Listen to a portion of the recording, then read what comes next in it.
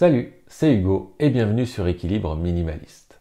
Aujourd'hui, on va s'attaquer à un monstre silencieux qui envahit nos maisons et nos esprits, la paperasse. Tu vois de quoi je parle?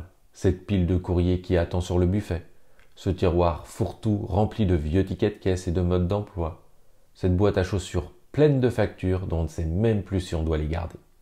Si la simple vue de ces piles de papier te donne une montée d'angoisse, sache que tu n'es pas seul. Ce désordre papier, ce n'est pas juste un problème de rangement. C'est une source de stress, une charge mentale constante qui te rappelle tout ce que tu devrais faire. Chaque feuille est une micro-décision en attente, une tâche reportée. Mais la bonne nouvelle, c'est qu'on peut y mettre fin. Dans cette vidéo, je vais te partager une méthode simple et ultra efficace, non pas pour simplement ranger tes papiers, mais pour créer un système durable qui va te libérer l'esprit et t'empêcher de te laisser déborder à nouveau. On va désencombrer une bonne fois pour toutes. Alors, si tu es prêt à retrouver de la clarté mentale et un bureau dégagé, c'est parti. Et si ce n'est pas déjà fait, pense à t'abonner à la chaîne pour ne manquer aucun conseil vers une vie plus simple et plus intentionnelle. Ton soutien est super précieux. Avant de se lancer, tête baissée dans le tri, il est essentiel de comprendre pourquoi on en est arrivé là. On accumule les papiers pour plusieurs raisons. La peur de jeter un document important, la procrastination, ou tout simplement parce qu'on n'a jamais mis en place un système clair. Mais ce qu'on sous-estime, c'est le coût caché de ce désordre. Un coût en temps. On passerait en moyenne 55 minutes par jour à chercher des objets égarés, et les papiers importants en font souvent partie. Ce temps, tu pourrais l'utiliser pour tes passions, tes proches, ou simplement pour te reposer. Un coût en charge mentale. Un espace encombré encombre aussi l'esprit. Chaque pile de papier est une distraction visuelle qui envoie un signal de stress à ton cerveau. Tu n'as pas fini. Tu es en retard. Un coût financier. Des factures oubliées qui entraînent une pénalité. Une garantie que tu ne retrouves pas. Une dépense que tu ne peux pas justifier. Le désordre papier peut littéralement te coûter de l'argent. Le but de ce désencombrement n'est donc pas seulement esthétique. C'est une démarche profonde pour regagner en sérénité, en efficacité et en contrôle sur ta propre vie. C'est faire de la place dans ta tête. La pire erreur quand on trie ses papiers, c'est de le faire au compte-gouttes ou pièce par pièce. On ne fait que déplacer le problème. La méthode la plus efficace, et celle que je préconise toujours, c'est le tri par catégorie. Avec l'étape 1, le rassemblement. C'est l'étape la plus importante. Tu vas rassembler au même endroit absolument tous les papiers de la maison. Vide les tiroirs, les classeurs, les boîtes, le contenu des sacs. Crée une montagne de papier unique. Oui, ça va faire un choc. Et c'est précisément le but. C'est cette prise de conscience radicale de la quantité qui va te donner la motivation de trier efficacement. Étape 2, la préparation du matériel. Pour être efficace, prépare 4 bacs ou boîtes que tu vas étiqueter clairement. C'est ton poste de commandement. À jeter recyclé pour tout ce qui est inutile. À numériser pour tout ce que tu veux garder en format digital sans le papier. À garder archivage pour les documents officiels et importants. Et à traiter action pour tout ce qui demande une action de ta part. Étape 3, le tri feuille par feuille. Maintenant, prends chaque papier de ta montagne, un par un, et sans trop réfléchir, place-le dans l'une des 4 boîtes. La règle d'or, ne crée pas de pile peut-être. Chaque papier doit avoir une destination. Dans à jeter, les tickets de caisse non essentiels, les factures de plus de quelques années, hors garantie, les relevés de compte anciens que tu as déjà en ligne, les publicités, les modes d'emploi d'appareils que tu n'as plus. Sois sans pitié. Pour tout ce qui est confidentiel, prévois un destructeur de documents. Dans à traiter, les factures à payer, les courriers qui attendent une réponse, les formulaires à remplir, les invitations auxquelles répondre. C'est ta to-do list papier. Dans à numériser, c'est la catégorie magique pour les sentimentaux. Les dessins des enfants, les vieilles lettres, les photos, mais aussi des documents que tu veux conserver au cas où sans qu'ils prennent de la place. Anciennes fiches de paie, contrat de location terminé. Dans à garder archivage. Ici, on ne met que l'essentiel, les documents à valeur légale.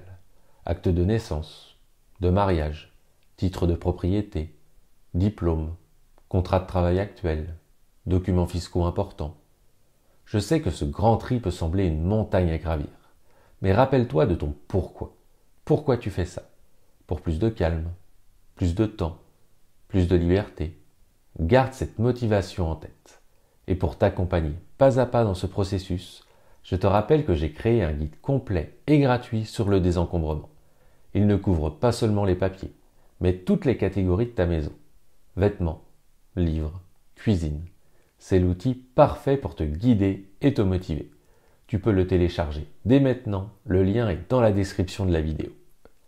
Maintenant que le tri est fait, il faut traiter ces boîtes pour ne pas qu'elles deviennent un nouveau type de désordre. La boîte à jeter, c'est la plus satisfaisante. Direction la poubelle, le recyclage ou le destructeur de documents. Fais-le tout de suite. La boîte à traiter, c'est ta priorité absolue. Bloque 1 heure dans ton agenda dans les 24 heures qui viennent et traite tout. Paie les factures, réponds aux courriers. L'objectif est de vider cette boîte le plus vite possible. La boîte à numériser. Utilise un scanner ou simplement une application sur ton téléphone. Crée des dossiers simples sur ton ordinateur ou un cloud. Exemple, administratif, famille, souvenirs. Une fois scanné et sauvegardé, pense à faire une seconde sauvegarde, on déchire l'original. La boîte à garder, archivage. La simplicité est la clé. Pas besoin d'un système de classement ultra sophistiqué. Un simple classeur avec des intercalaires, banque, impôts, santé, logement, travail, ou une boîte d'archives avec des chemises suspendues fait parfaitement l'affaire. Ne garde que l'essentiel. L'objectif est de pouvoir trouver n'importe quel document important en moins de 2 minutes.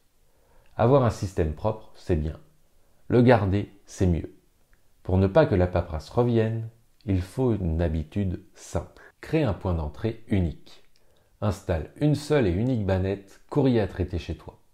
Tout nouveau papier qui entre dans la maison y est déposé sans exception. Instaure un rituel de 10 minutes. Une fois par semaine, par exemple le dimanche soir, prends 10 minutes pour vider cette bannette. Toute la pub et le courrier non sollicité part directement à la poubelle. Ce qui demande une action est fait immédiatement si possible, ou planifié dans ton agenda. Ce qui doit être regardé physiquement ou numériquement est classé sur le champ. Cette simple routine de 10 minutes par semaine t'évitera de devoir refaire un tri massif pendant des années.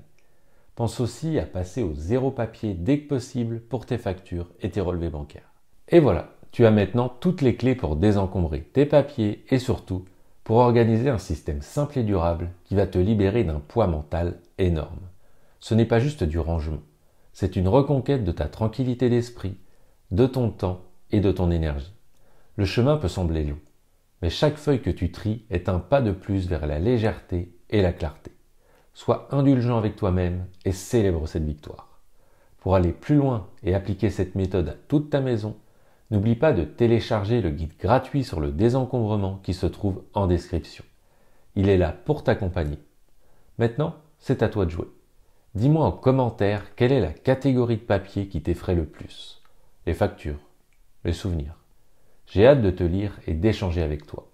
Si cette vidéo t'a apporté de la valeur, la meilleure façon de me soutenir est de laisser un j'aime et de la partager à quelqu'un qu'elle pourrait aider. Et bien sûr, si ce n'est pas encore fait, abonne-toi pour continuer ce voyage vers une vie plus simple ensemble. Merci d'avoir regardé, prends soin de toi et à très vite pour une nouvelle vidéo.